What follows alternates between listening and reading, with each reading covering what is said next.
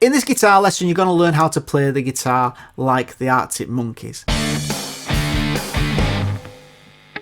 So this video comes as a request from someone who has asked me to make an in the style of guitar lesson about playing guitar like the Arctic Monkeys. For this video I've concentrated on the first album, whatever people say I am, that's what I'm not. So if you'd like me to look at any other albums or you have any requests for bands or songs, then just let me know in the comment section below. I'll be covering 3 key aspects of their playing in this video, so make sure you stick around to the last of these topics as it's my favourite thing about their guitar playing that I've observed. So let's get cracking. Now I want to start by covering chords. Now there are a couple of different things about the Arctic Monkeys chord playing that I want to talk about. The first thing is the use of power chords.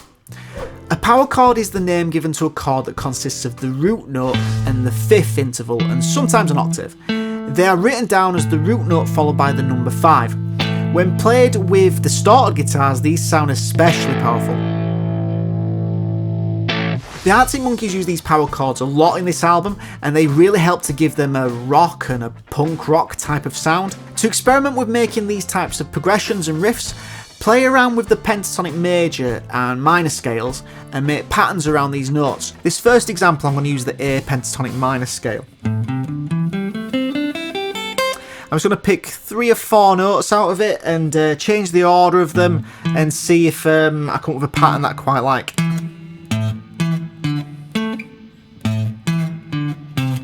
I quite like that. Change them into power chords. Quite like that as well. Now I'm going to mess around with the rhythm of it. That's it. I think that's my riff. I think that's it. In the pentatonic scale, we have the root note at the 5th fret of the low E string, and then the 5th is always 2 frets along and 1 string down. So this is the 5th. Now what they'll sometimes do when they're making up progressions is they'll sharpen that, so they'll take it up another fret. So in this case, the 8th fret, and I'm going to use that as a power chord. I'm just going to throw that in. So I'm going to use my bit that I've just come up with 3 times in a row, and then the 4th time I'm going to do something that includes that.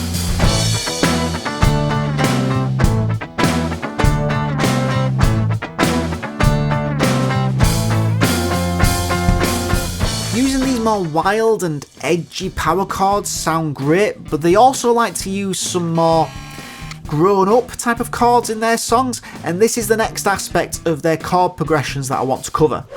So with songs like Mardy Bum, they use more conventional chord progressions using normal minor and major chords, and these chords seem to be more predominant in songs that have a more serious subject matter. If you know the major scale, you can write out the notes of that scale in alphabetical order. Now I'm going to use the key of C major for the example so I can show you this.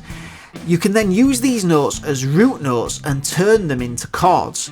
Turning these notes that you have written down into chords will follow a pattern, and the pattern stays the same. It's always going to be major, minor, minor, major, major, minor, diminished. Now don't worry about this diminished chord too much, they don't seem to use it. So I'm going to make up a chord progression now using these chords. I'm going to keep it really simple, so I'm just going to use the 1 chord, the 4 chord and the 5 chord. So I think I might go 1 chord C, to the 5 chord G, to the 4 chord F, and then the 5 chord G. See, I think those chords will sound great together. And rhythmically, I'm going to use a rhythm a bit like Mardy Bum. I'm just going to try a rhythm a bit like that. Now, because I'm using open chords, I will get some loose open strings in there as well.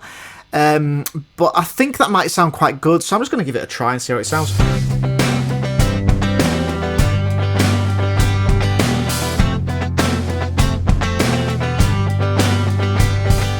Songs like Riot Van and When the Sun Goes Down also use 7th chords, such as major 7ths, minor 7ths and dominant 7ths. These chords are a lot more mature, which I think enhances the subject matter of these songs as well. These chords also follow a pattern, and that pattern goes major 7, minor 7, minor 7, major 7, dominant 7, minor 7, and then minor 7, flat 5. And again, don't worry about this last chord.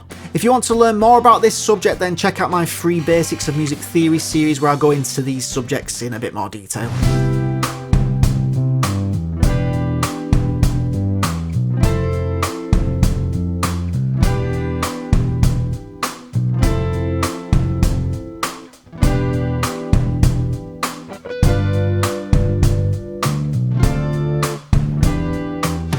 key key aspect of this album is riffs. We've briefly touched upon riffs earlier when I went through power chords, but let's go into a bit more detail now. A riff is a repeated pattern or melody, usually played by the rhythm section that makes the basis of a musical composition. A riff is usually repeated because our ears really do love repetition. Riffs are meant to be melodic in construction, but their role is to serve a rhythmic basis for the song. Rhythmically, they like to have short, what we call staccato notes in their riffs. I'll show you what I mean by staccato notes. So let's take just a 3-note pattern from the pentatonic scale. Yeah, that'll do, that's absolutely fine. If I had a little bit of rhythm to it, so I'm just going to play each note twice. So you see, you could make a little pattern out of that and a nice little riff, but what the Arctic Monkeys will do is they'll make some of them, if not all of them, like really short notes and what we call staccato notes, so they'll sound more like this. You can mix that up with some longer notes.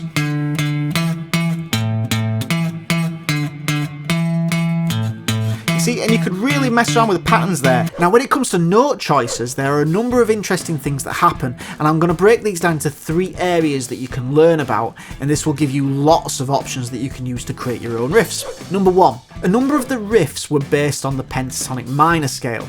This I think would be a great place to start if you're new to writing riffs.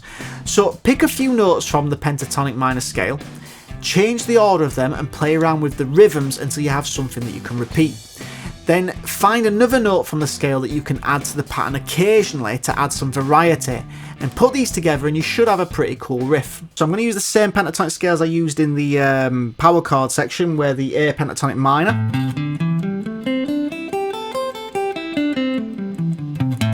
I'm just going to pick a few notes out and get a pattern I like. If I'm going to keep it real simple, I'm just going to use the first. I'm just going to use the first part of the scale up and down.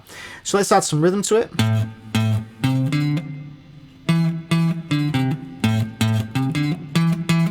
Okay, I'm going to try throwing something in there. Now, this isn't strictly speaking the pentatonic minor scale. This is something called the blues scale, and I think this could work in this riff. Now, if you've never played the blues scale before, all it is it's the normal pentatonic minor scale, but we're going to fill in this gap where we've got on the A string 5 and 7. If you also play the 6th fret, so it goes 5, 6, 7, it's got a really cool sound, and we call that the blues scale.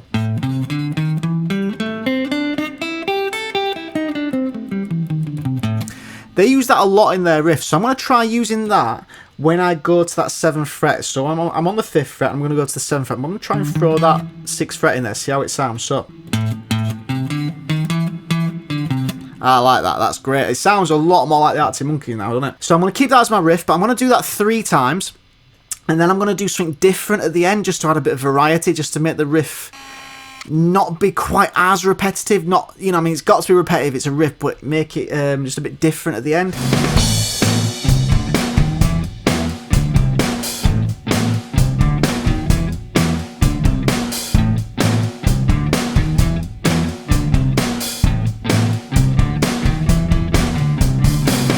Number 2, using scales with more notes.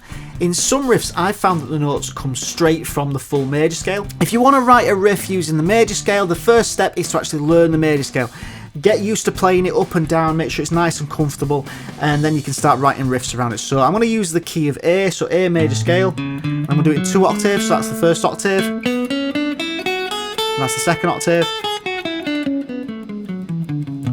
So you want to get good at playing that scale first, and I'm going to make a riff up now with that.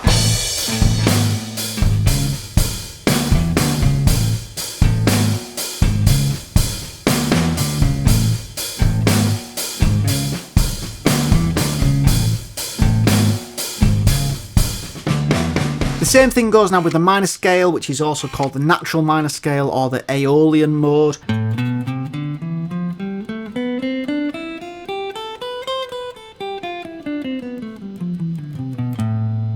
I'm going to make a riff using that scale as well now.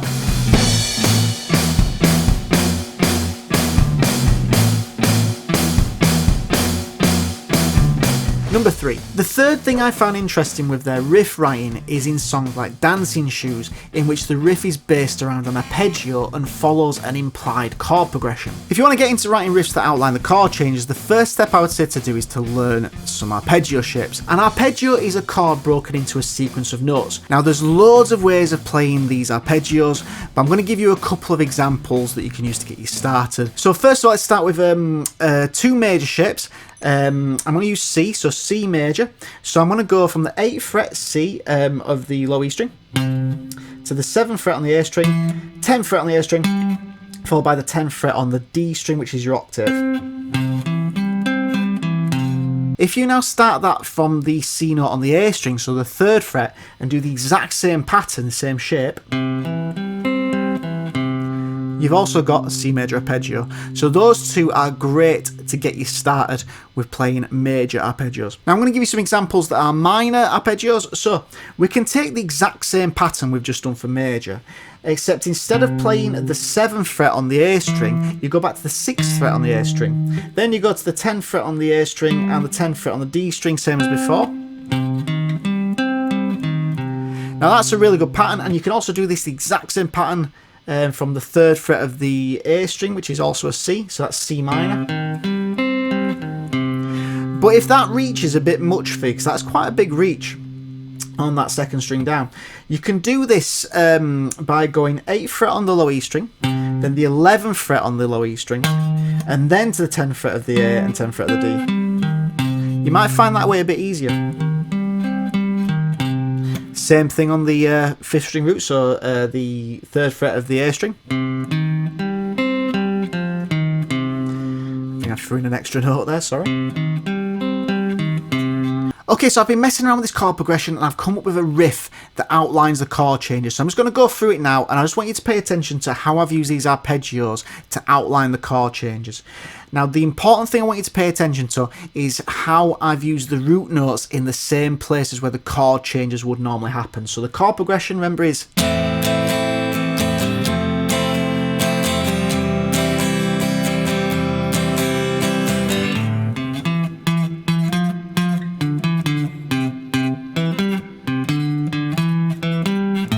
So first of all, I'm just going straight up the A minor arpeggio. And then I'm just moving up 1 fret to the F note, which is the root note of the F chord. And I'm not even playing any arpeggiated notes there. I'm just staying on that root note, which makes it sound really strong. It really implies that F. And then I'm coming out of that by playing 2 notes straight from the pentatonic minor scale, which is just the 5th fret on the A string and the 7th fret on the A string, and back to that 5th fret. So we've got...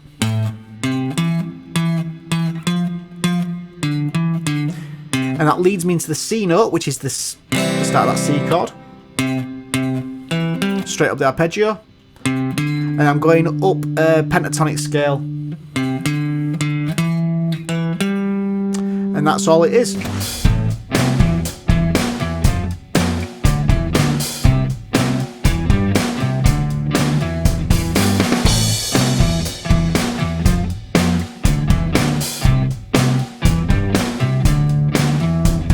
Now there's an aspect of the Arctic Monkeys sound from this era that I think goes a little overlooked, and this is the interplay between Alex Turner and Jamie Cook's guitar playing. This is the type of thing that separates amateur bands from pro bands. They will often be playing different parts to each other that will turn into the same part briefly to add moments of power and dynamics and togetherness, and then they'll go back to doing their own thing. The example I've made here doesn't sound too much like an Arctic Monkeys idea, but I wanted to make something different so you can see how approaching ideas like this can work and make it your own.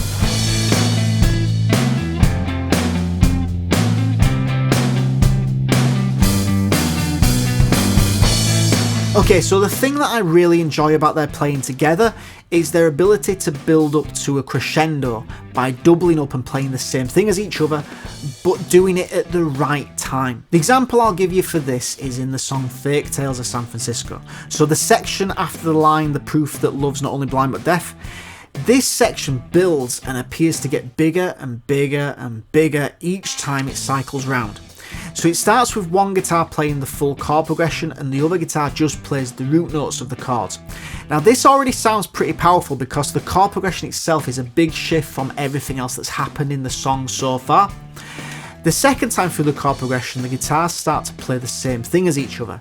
Now this makes the guitar parts seem much bigger still, and this is enhanced by the fact that the two guitars haven't actually played the same thing as each other at all throughout the song so far. On the final pass through the progression, the guitars seem to get even heavier, and this is because the bass player Andy Nicholson plays the bass part lower all the way through the progression. You see, he's ended each part on a high note on the bass, but this last time it plays on the lowest note possible for that last chord. This is a very subtle thing, but it really adds to the intensity of this section. Here's an example that I've made that does the same kind of thing, just to give you some ideas on how you can achieve this.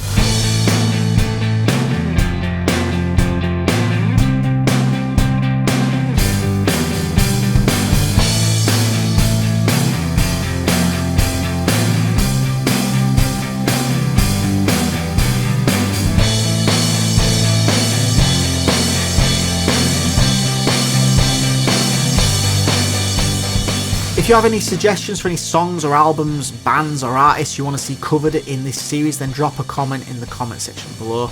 Check out these videos that are on the screen now. Please like the video and subscribe to the channel, and I will see you in the next one.